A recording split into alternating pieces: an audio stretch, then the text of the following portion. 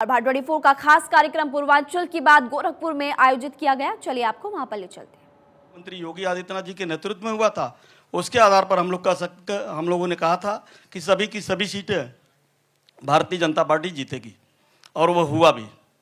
अब तो आप क्षेत्रीय अध्यक्ष का लंबा आपका दायित्व हो गया, विधान परिषद के सदस्य भी हैं आप, और जिस तरीके की सियासत चल रही है, अब जब आप सदन में भी आपने 2 दिन पहले भी देखा, वो मिट्टी में मिला दूंगा, और उसके बाद फिर पक्ष प्रतिपक्ष में जो वार हुआ, कानून व्यवस्था को लेकर के भी बड़े सारे सवाल सामने आए। ये इलाका भी था जो अपराध का गढ़ माना जाता था।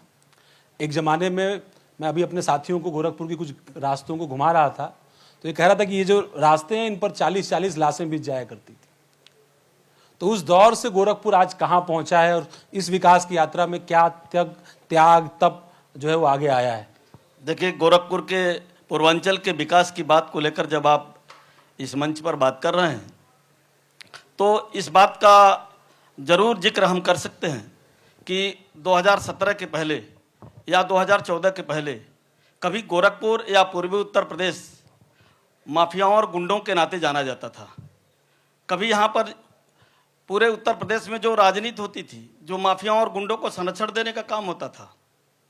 2017 के बाद जब मुख्यमंत्री योगी आदित्यनाथ जी उत्तर प्रदेश के मुख्यमंत्री बने, उसके बाद पूरे उत्तर प्रदेश में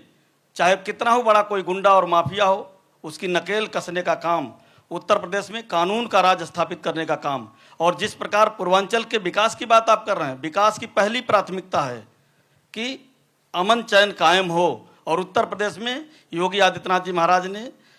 कानून का राज स्थापित करके उसको गोरखपुर की परिभाषा को पूरे देश भर में बदलने का काम किया है। आज गोरखपुर की पहचान गीता प्रेस के नाते है, आज गोरखपुर की पहचान विकास के नाते, आज गोरखपुर की पहचान एयर कनेक्टिविटी के नाते है, आज गोरखपुर की पहचान